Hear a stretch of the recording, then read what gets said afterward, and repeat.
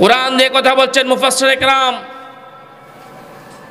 কিছু স্বনামধন্য মানুষগুলো ওই স্টেজে গিয়ে আলেমকে অপমান অপদস্থ করেছে।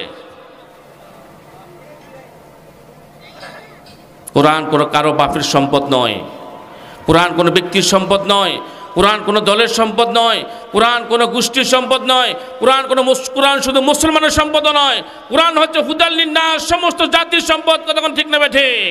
সেই কোরআন দিয়ে কথা বলা হবে, সেই কোরআনের তাফসীর মামলা যারা বাধা দিবে বুঝতে হবে তারা আবু জাহলের উত্তরসূরি, ওয়ালিদ ইবনে মুগীরার উত্তরসূরি, ফিরআউনের উত্তরসূরি, নমরুদের উত্তরসূরি।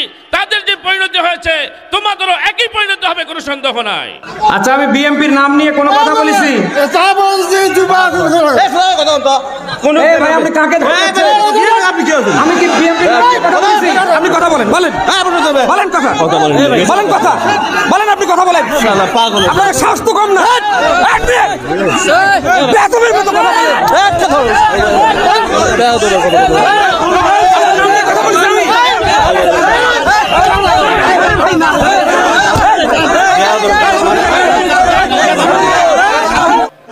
আল্লাহ আমার রব, এই রবি আমার সব। সবাই আল্লাহ আমার রব, এই রবি আমার সব।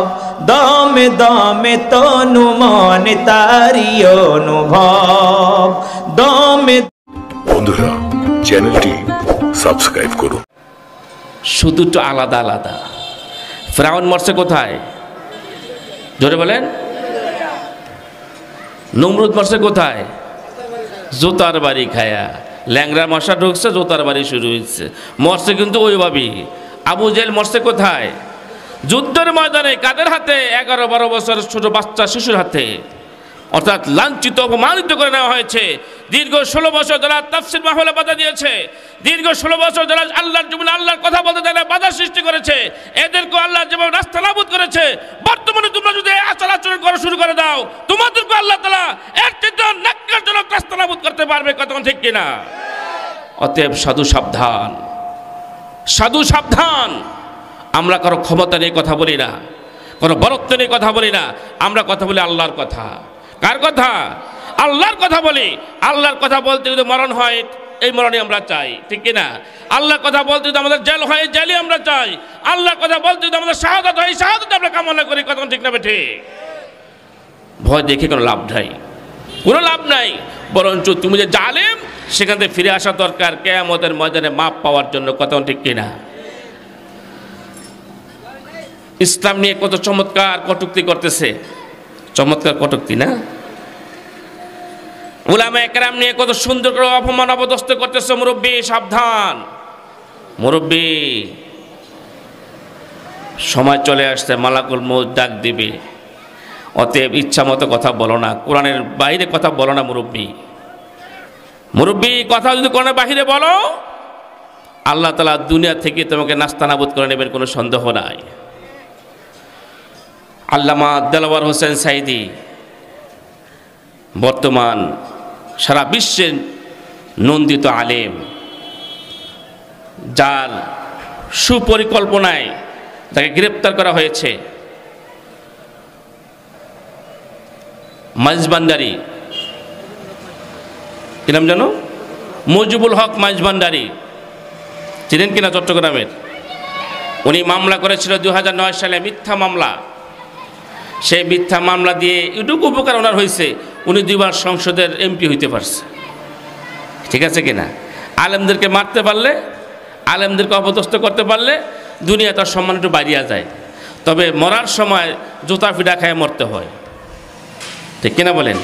গতকালকে এই শয়তান দুনিয়া থেকে বিদায় নিয়েছে, আলহামদুলিল্লাহ। এই দুষ্ট, দুরাচার, দুশ্চরিত্র, কুলাঙ্গার একজন আলেমের চরিত্রে কলঙ্ক লেপেছে। গতকালকে সে দুনিয়া থেকে বিদায় নিয়েছে। ইন্না লিল্লাহি তোকে বলেই নাই, বরঞ্চ আফসোস করে বলছে তোর মরণটা আমরা এইভাবে চাই নাই। কুকুরের মতো দৌড়ে দৌড়ে ফিরে তোর মারা দরকার ছিল। কত ঠিক কিনা? সম্মানিত হাজিরিন, কিয়ামতের ময়দানে আপনি উঠবেন, আমি উঠব। কিয়ামতের ময়দানে সকলে উঠতে হবে, বিশ্বাস হয়? এটাই ঈমান। এটা কি? এটাই ঈমান। এই কিয়ামতের ময়দানে বিচার হবে, বিশ্বাস হয়? এটাই ইমান। কিয়ামতের ময়দানে আল্লাহ তাআলা ঈমানদারদের ডান হাতে আমলনামা দেবে বিশ্বাস হয়, এটাই ইমান। কিয়ামতের ময়দানে জালেমদের বাম হাতে আমলনামা দেবে বিশ্বাস হয়, এটাই ইমান। সেই জালেমদেরকে বলছি, তুমি আমার ভাই, তুমি আমার ভাই, তুমি আমার পাড়া প্রতিবেশী আত্মীয় স্বজন, তুমি জাহান্নামে যাবে আমি চাই না, আমি কামনা করি না। আমি চাই তোমাকে সাথে নিয়ে জান্নাতে যাওয়ার জন্য।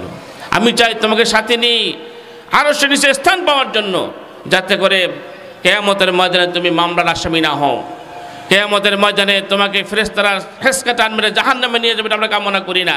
এই জন্য দুনিয়া থাকা অবস্থা তোমাকে জালেমের কাছ থেকে, জালেমের পথ থেকে আমরা ফিরাতে চাই। কথা ঠিক না ঠিক? তাহলে আমরা জালেম কারা বুঝলাম? যারা আল্লাহর জমিনে আল্লাহর আইন চায় না, মানুষের তৈরি করে আইন চায়, তারাই জালেম। এরকম জালেম বাংলাদেশে, কথা বলেন, বাংলাদেশে যদি থাকে আপনাকে তওবা করতে হবে আগামী নির্বাচনের পরে। আরেকবার ক্ষমতা দিয়ে লই, এরপরে মন মতো, এরপরে আল্লাহ বিল্লাহ করবো নাকি? কিছু মুরব্বী আমাকে সমাজে এরকম আছে, ভাই এই একটু মায়াগা বিয়া দিলে এরপরে আল্লাহ বিল্লাহ ধরমু, তাবলিগে যাবো, তিনশিলা যাবো, এই ঠিকঠাক হয়ে লই। এর আগে টুকুরুত আছে না নাই? এর আগে চলে যায় দুনিয়া থেকে। অতএব আগামী এক নির্বাচনের পরে করব, এটা করা যাবে না। আপনাকে তওবা করতে হবে এখন।